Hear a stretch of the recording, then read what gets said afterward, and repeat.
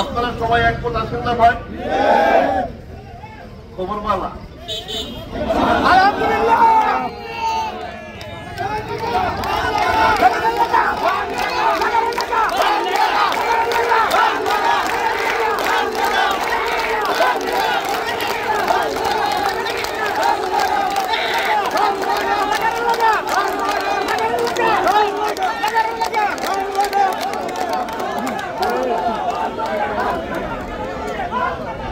ইনশাআল্লাহ খবর বালা